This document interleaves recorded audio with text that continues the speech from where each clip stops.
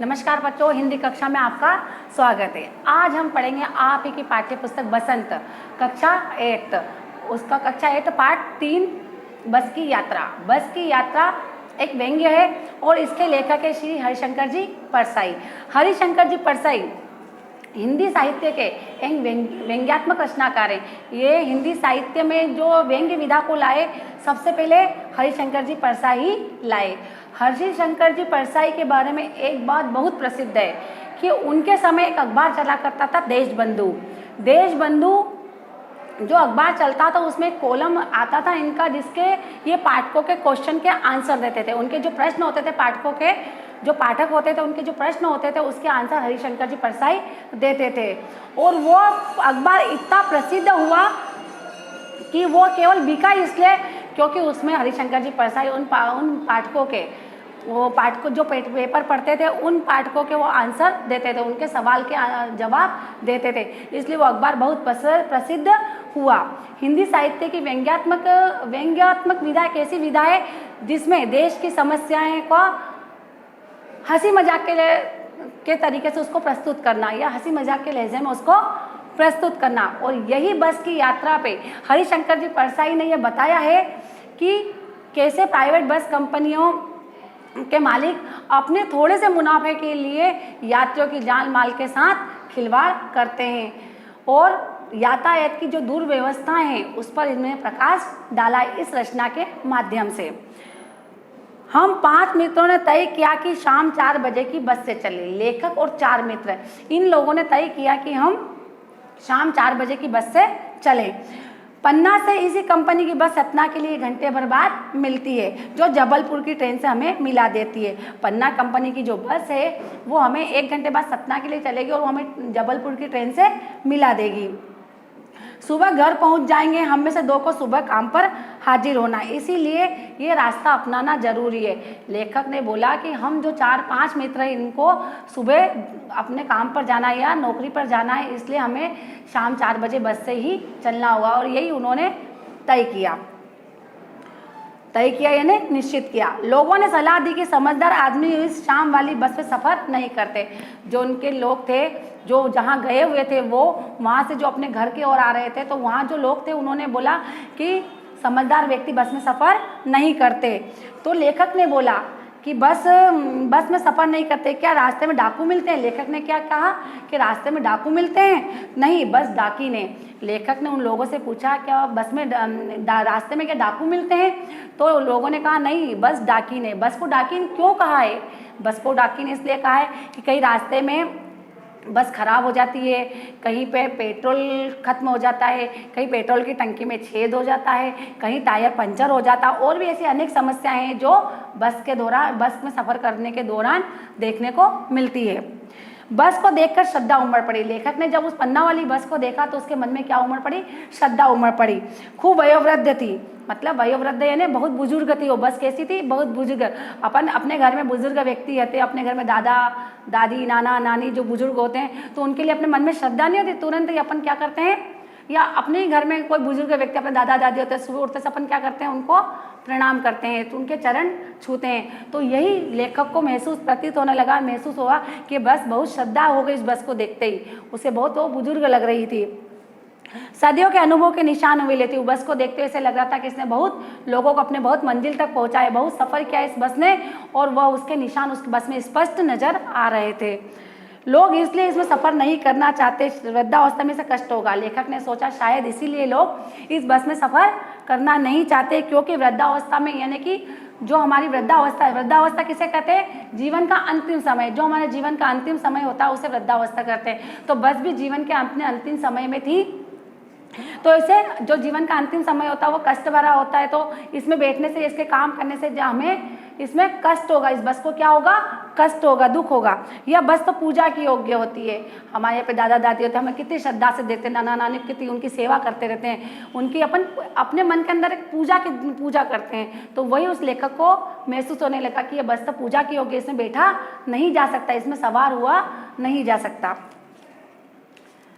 बस कंपनी के हिस्सेदार भी उसी बस में बैठे हुए थे। हमने उनसे पूछा बस चलती है? वो बोले चलती क्यों नहीं है, अभी चलेगी। हमने कहा वही तो हम देखना चाहते हैं, अपने आप चलती या? हाँ जी, और कैसे चलेगी? उसी कंपनी के ड्राइवर कंडक्टर के अलावा भी उस बस के बहुत से वर्कर बैठे हुए थे, बहुत से हिस्सेदार बैठे हुए थे। उनसे लेखक ने पूछा बस चलेगी? तो उन्होंने कहा हाँ चलेगी, बिल्कुल चलेगी, क्यों नहीं चलेगी। तो लेखक ने बोला कि हम भी तो यही देखना चाहते हैं कि बस चलती है कि नहीं। गजब हो गया, ऐसी बस अपने आप चलती है? जब बस चली तो उसको, लेखक को लगा कि इतनी जर्जर अवस्था में, इतनी बुजुर्ग अवस्था में, इतने इस समय में जो इस बस इतनी जर्जर हो चुकी है, ऐसे में भी बस अपने आप चलेगी, ये तो गजब ही हो गया। हम आगा पीछा करने लगे। उसने, लेखक ने सोचा कि अगर ऐसी बस चलेगी तो गजब हो गया। फिर भी लेखक के मन में थोड़ा सा यूँ जाएं नहीं जाएं, इस बस में जाना चाहिए नहीं जाना चाहिए, इसी में लेखक विचार करने लगे और एक दूसरे से आपस में मित्र बात करने लगे। तो पास में बैठे डॉक्टर मित्र भी उनका मित्र था डॉक्टर, तो उसने बोला डरो मत, बस अनुभवी नई नवेली बसों से ज़्यादा विश्वसनीय है। तो डॉक्टर जो उनका डॉक्टर मित्र था उसने बोला कि डरो मत, ये बस बहुत पुरानी है, यानी कि अनुभवी जो पुराने लोग होते हैं बहुत अनुभवी होते थे, ऐसे ये बस भी अनुभवी है और ये हमें अपने मंजिल तक पहुंचाएगी। अपन नई नवेली बसों पर विश्वास नहीं कर सकते, जो नई बसें होती है उस पर अपन विश्वास नहीं कर सकते। अपन किस पर विश्वास करते हैं? पुरानी चीज़ों पर। हम बेटों की तरह प्यार से गोद में लेकर चलेगी। बस एक माँ है और हमें किस तरीके से लेकर चलेगी? बेटों की तरह हमें गोद में बिठाकर चलेगी। ये डॉक्टर मित्र ने उन 4 मित्रों को, लेखक सहित उन 3 मित्रों को उसने समझाया। हम बैठ गए, डॉक्टर की बात उन्होंने मान ली, डॉक्टर मित्र की बात उन्होंने मान ली और बस में बैठ गए। जो छोड़ने आए थे वे इस तरह देख रहे थे जैसे अंतिम विदाई दे रहे थे, और जो उन्हें छोड़ने आए थे उनको ऐसा लग रहा था कि शायद ये अंतिम विदाई दे रहे हैं। उनकी आंखें कह रही थी आना जाना तो लगा ही रहता है, सो आएगा जाएगा राजा रंग का फकीर। उन जो लोग देखना, उनको जो छोड़ने आए थे उनको लगा कि आना जाना तो लगा ही रहता है, आज कोई जाता है, आज किसकी बारी, कल किसकी बारी, चाहे वो बहुत करोड़पति हो, राजा हो, रंग हो, चाहे फकीर हो। आदमी को कुछ करने के लिए एक निमित्त चाहिए। आदमी को इस संसार से जाने के लिए क्या चाहिए? निमित्त। निमित्त का मतलब होता है जैसे मौत, स्वाभाविक मौत अपने आप नहीं आती, मौत कुछ न कुछ कारण लेके आती है। किसी को हार्ट अटैक आ जाता है, किसी को अटैक आ जाता है, किसी को सांप काट लेता है, कोई पानी में जाके मर जाता है, कोई आग से मरता है। तो मौत भी क्या लेके आती है? एक निमित्त लेके आती है। तो शायद इनका भी यही बस का निमित्त हो, ऐसा उन लोगों के मन में विचार करने लगा या वो लोग सोचने लगे। हम बैठ गए। जो छोड़ने आए थे वही इस तरह देख रहे थे जैसे अंतिम विदाई दे रहे हैं। और राजा रंग, आदमी को कुछ करने के लिए एक निमित्त चाहिए। इंजन सचमुच स्टार्ट हो गया, ऐसा जैसे सारी बस ही इंजन है। इंजन जब स्टार्ट हुआ तो बहुत आवाज़ करने लगा, तो उसको लेखक को ऐसा लगा कि सारी बस ही इंजन है, जो पूरी बस है वो ही इंजन है, क्योंकि वो बहुत तेज़ आवाज़ कर रही थी। और हम इंजन के भीतर बैठे हैं, वो सारी बस पूरी इंजन है और हम इसमें बैठे हुए हैं। कांच बहुत कम बचे थे, जो बचे थे उनसे हम बचना था। हम फौरन खिड़की से दूर सरक गए। इंजन चल रहा था, हमें लग रहा था कि हमारी सीट के नीचे इंजन है और उसके कांच भी बहुत पुराने हो चुके थे, थोड़े बहुत बचे थे कांच, क्योंकि बस बहुत पुरानी थी इसलिए कांच भी, विंडो जो खिड़की में होते वो कांच भी बहुत कम बचे हुए थे। फिर भी वो लोग पीछे सरक कर दूसरी सीट पर बैठ गए और उन्हें ऐसा लगा कि जो हमारी सीट के नीचे ही इंजन है, क्योंकि इंजन बहुत आवाज़ कर रहा था। बस सचमुच चल पड़ी और हमें लगा कि ये गांधी जी के असहयोग और सविनय अवज्ञा आंदोलन के वक्त अवश्य जवान रही होगी। और लेखक को ऐसे विचार करने लगा कि बस अभी ऐसी वयोवृद्ध यानी कि वृद्धावस्था में है, तो गांधी जी के समय जब असहयोग आंदोलन और सविनय अवज्ञा आंदोलन रहा होगा तब ये बस वाकई में सचमुच यौवन में रही होगी, यानी कि जवान रही होगी। उसे ट्रेनिंग मिल चुकी थी, हर हिस्सा दूसरे से असहयोग कर रहा था। बस इतनी जर्जर अवस्था में थी कि उसके कोई पार्ट्स उसके साथ नहीं चल रहे थे, उसके कोई भी पार्ट्स यानी उसके बस के जो भी अंग थे उसके साथ नहीं चल रहे थे। पूरी बस सविनय अवज्ञा आंदोलन के दौर से गुजर रही थी। सीट की बॉडी से असहयोग चल रहा था। कभी लगता सीट बॉडी को छोड़कर आगे निकल गई, कभी लगता कि सीट को छोड़कर बॉडी आगे निकल गई। 8-10 मील चलने पर भेदभाव मिट गए।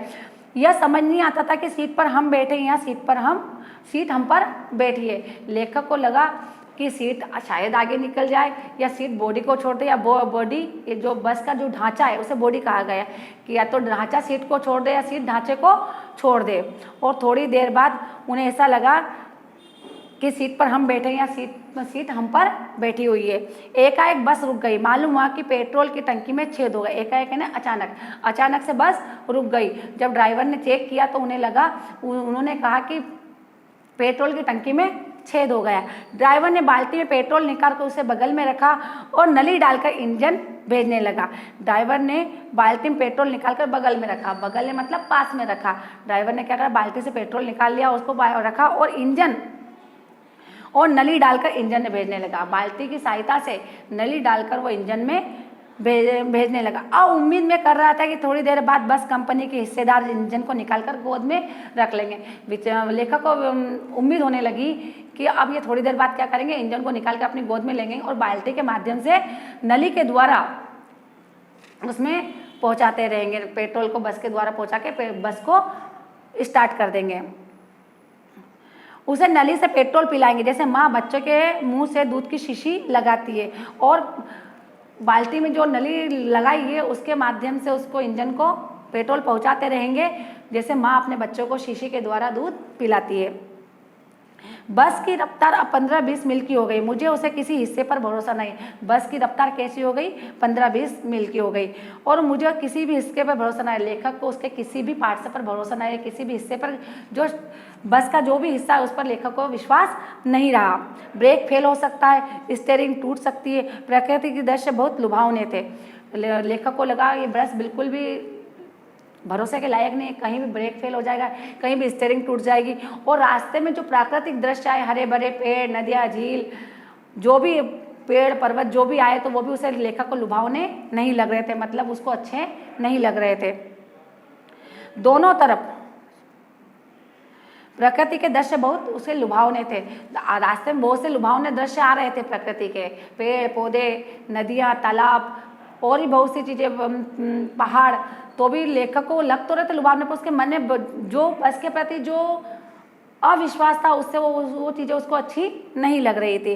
दोनों तरफ हरे भरे पेड़ थे जिन पर पक्षी बैठे थे। मैं हर पेड़ को अपना दुश्मन समझा। लेखक कहते हैं जैसे ही कोई पेड़ आता सफ़र के दौरान तो मुझे अपना दुश्मन समझ लेता, कहीं कहीं पेड़ से बस टकरा ना जाए। वह आगे निकल जाता तो दूसरे पेड़ का इंतजार करता। झील दिखते सोचता कि इसमें बस गोता लगाएगी।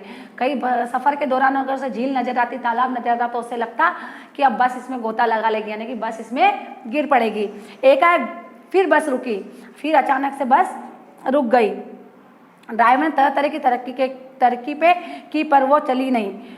ड्राइवर ने बहुत सी उसकी कोशिश की कि बस चल जाए, पर वो बस नहीं चली। सविनय अवज्ञा आंदोलन शुरू हो गया। कंपनी के हिस्सेदार कहते बस तो फर्स्ट क्लास थी, यह तो इत्तेफाक की बात है। कंपनी के जो भी बैठे हुए थे बस कंपनी के जो भी बैठे हुए थे लोग, वो कहते बस तो बहुत फर्स्ट क्लास थी, पर ये इत्तेफाक की बात है कि बस रुक गई या खराब हो गई। क्षीण चांदनी वृक्षों की छाया के नीचे बस बड़ी दयनीय लग रही थी। रात थी और चांदनी रात में जो थोड़ी सी जो चांदनी रात थी, तो क्षीण यानी छोटी सी, जो मतलब बहुत कम उसका उजाला आना, तो क्षीण चांदनी वृक्षों की छाया के नीचे बस बड़ी दयनीय लग रही थी। जब वो बस खड़ी थी तो लेखक को कैसी लग रही थी, दयनीय लग रही थी। उसकी हालत कैसी हो रही थी, बस की दयनीय हो रही थी। लगता जैसे कोई वृद्धा थक कर बैठ गई हो। वृद्धावस्था में थोड़ा बहुत काम करने के बाद इंसान थक कर थोड़ी देर बैठ जाता है, वैसे ये बस थोड़ी दूर चलकर थक कर बैठ गई। लेखक को ऐसा महसूस होने लगा। हमें ग्लानि हो रही थी कि बेचारी पर लदकर हम चले आ रहे हैं। लेखक को अपने आप में पछतावा हो रहा था, ग्लानि महसूस हो रही थी कि क्यों हम इस पर चढ़कर, क्यों हम इस पर बैठ कर, क्योंकि इसकी दशा तो पहले ही जर्जर थी, दयनीय थी। अगर इसका प्राणांत हो गया तो इस बियाबान में हमें इसकी अंत्येष्टि करनी पड़ेगी। अगर ये बस नहीं चली और ये यहीं मर जाएगी तो इसकी अंत्येष्टि इस बियाबान जंगल, मतलब बिल्कुल सुनसान जंगल में इसकी अंत्येष्टि हमें यहीं करनी पड़ेगी, यानी कि इसका दाह संस्कार हमें यहीं करना पड़ेगा, इसे हमें यहीं छोड़कर जाना होगा। हिस्सेदार साहब ने इंजन खोला और सुधारा। बस आगे चली, उसकी चाल कम हो गई थी। फिर वर्कर ने, जो बस कंपनी के जो वर्कर थे, जो ड्राइवर कंडक्टर थे, उन्होंने बस को थोड़ा सा सुधारा, इंजन खोला और उसको सुधारा और बस फिर वापस चल पड़ी। धीरे धीरे वृद्धा की आंखों की ज्योति जाने लगी। जैसे जैसे बस आगे जा रही थी वैसे वैसे उसकी रोशनी कम हो रही थी, उसकी जो लाइटें थी वह कम हो रही थी। चांदनी में रास्ता टटोल कर और रेंग रही थी। चांदनी रात में ही रास्ता देखकर धीरे धीरे वो बस चल रही थी। आगे या पीछे से कोई गाड़ी आती दिखती तो वो एकदम से किनारे पर खड़ी हो जाती और कहती, निकल जाओ बेटी, अभी तो हम उस उम्र की ही नहीं रही। जब आगे पीछे से कोई गाड़ी आती तो बस क्या हो जाती, वो जर्जर बस एक तरफ हो जाती, वो वयोवृद्ध बस एक तरफ हो जाती और मानो ऐसा कह रही है दूसरी बसों से कि तुम निकल जाओ, तुम अभी जवान हो, तुम तो बेटी हो, तुम तो निकल जाओ, अभी तुम्हारा अब हमारा वो समय नहीं रहा कि हम तुमसे रेस लगाएं या तुम्हारे आगे जाने की होड़ करें। एक पुलिया के ऊपर पहुंचते ही एक टायर फिर से करके बैठ गए और बस बहुत जोर से हिलकर थम गई। जब बस सफर के दौरान पुलिया के ऊपर से गुजर रही थी तो टायर उसका क्या हो गया, बैठ गया, यानी कि टायर फट गया या टायर पंचर हो गया। तो बस क्या हुई, बहुत जोर से हिलकर, बहुत जोर से लहरा कर रुक गई और थम गई। अगर स्पीड में होती तो उछलकर नाले में गिर जाती। अगर इसकी जगह कोई दूसरी बस होती तो स्पीड में होती तो वो क्या होती कि पुलिया के नीचे जो नाला था उस नाले में गिर जाती। मैंने उस कंपनी के हिस्सेदार की तरफ पहली बार श्रद्धा से देखा और उस कंपनी के जो वर्कर बैठे थे, जो भी उस कंपनी के बैठे हुए थे, उसकी तरफ लेखक ने बहुत ही श्रद्धा से देखा कि आज हमारी जान बच गई। श्रद्धा से लेखक ने क्यों देखा, क्योंकि अगर नाले में बस गिर जाती तो उसका कुछ भी हो सकता था, बहुत से यात्रियों की जान चली जाती। इसलिए लेखक ने उस कंपनी के जो लोग बैठे हुए थे, उस बस कंपनी के जो लोग बैठे थे उसकी ओर श्रद्धा से देखा। वो टायरों की हालत जानते हैं, फिर भी जान हथेली पर लेकर इसी बस में सफ़र करे। और लेखक सोचता है कि ये बस के जितने भी ड्राइवर, कंडक्टर और भी वर्कर बैठे, और भी उस कंपनी के बस कंपनी के लोग बैठे हुए हैं, बड़ी मुसीबत अपनी जान को हथेली में लेकर कैसे चलते, उन्हें सब पता रहता है बस की ओरिजिनलिटी के, बस की क्या है, बस कहाँ रुकेगी, बस में क्या खराबी आ सकती है, फिर भी अपनी जान की परवाह किए बिना और अपनी जान हथेली पर लेकर उस बस में यात्रियों को भी सफ़र करवाते हैं और खुद भी सफ़र करते हैं। उस सर्ग की ऐसी भावना दुर्लभ है, ऐसी त्याग की भावना सी बहुत ही दुर्लभ यानी बहुत ही कठिन देखने को मिलती है। सोचा इस आदमी के साहस और वेदन का भावना का सही उपयोग नहीं हो रहा है, इसे तो किसी क्रांतिकारी आंदोलन का नेता होना चाहिए। अगर बस नाले में गिर पड़ती और हम सब मर जाते तो देवता बाह्य पत्थर उसका इंतजार कहते वो महान आदमी आ रहा है जिसने एक टायर के लिए प्राण दे दिए, मर गया पर टायर नहीं बदला। उस कंपनी मालिक, बस कंपनी के जो लोग बैठे हुए थे उनके बारे में लेखक बोलना चाहता है कि ये महान लोग हैं, इन्होंने अपनी बस की परवाह नहीं की, एक टायर नहीं बदला पर अपनी जान दे दी। दूसरा घिसा टायर लगाकर बस फिर चल पड़ी। फिर उस बस में फिर दूसरा टायर लगाया पर वो भी घिसा और जर्जर अवस्था का था, उसको भी घिसा हुआ टायर उस बस में दोबारा लगाया। बस फिर चली। अब हम वक्त पर पटना पहुंचने की उम्मीद छोड़ दी। अब हम जबलपुर वाली ट्रेन नहीं पहुंच सकते, ये सोचकर उन्होंने उस अपने स्थान पर पहुंचने की उम्मीद छोड़ दी। लेखक ने पन्ना कभी पहुंचने की उम्मीद छोड़ दी, पन्ना क्या कहीं भी पहुंचने की उम्मीद छोड़ दी। उन्हें लगता है कहीं बस रास्ते में हमें धोखा ना दे दे, कहीं रास्ते में कुछ हो ना जाए कि हम सबका प्राणांत हो जाए।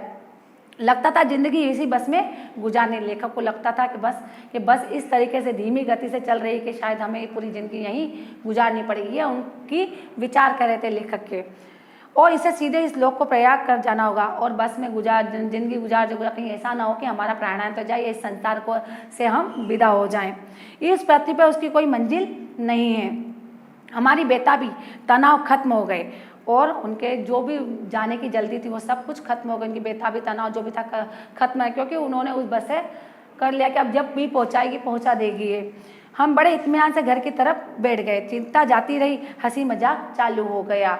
ये बच्चों ये पाठ पूरा पढ़ा दिया मैंने। ये एक व्यंग्यात्मक शैली है। इसमें जो बस की यातायात की जो दुर्व्यवस्थाओं का बड़ी रचनात्मक ढंग से हरिशंकर जी ने प्रस्तुत किया इस रचना के माध्यम से, और हमें बताया है और व्यंग्यात्मक शैली को उस ओर आकर्षित किया है हमें कि हम उनकी जो यातायात के दौरान, जो सफ़र के दौरान हमें जो परेशानी आती है बस के द्वारा, वो क्या क्या हो सकती है, और इसी की ओर हरिशंकर जी ने प्रकाश डाला है। बच्चों इसको एक बार अच्छे से पढ़ना, दोबारा बहुत ध्यान से पढ़ना। आपको ऐसा लगेगा हरिशंकर जी की परसाई की रचना व्यंग्यात्मक विधा में है तो आपको ऐसा लगेगा कि हम ही इस बस में सफ़र कर रहे हैं। आपको एक बार इस बस की यात्रा को जरूर पढ़ना चाहिए बच्चा, और आप लोग पढ़ो इसको तो आपको बहुत अच्छा महसूस होगा। आपको लगेगा हम इस बस में सफ़र कर रहे हैं, आपको वो दृश्य अपने में ही मालूम पड़ेगा। इसलिए इस पाठ को आप पढ़ना। ये पाठ यहीं पूर्ण होता है। धन्यवाद।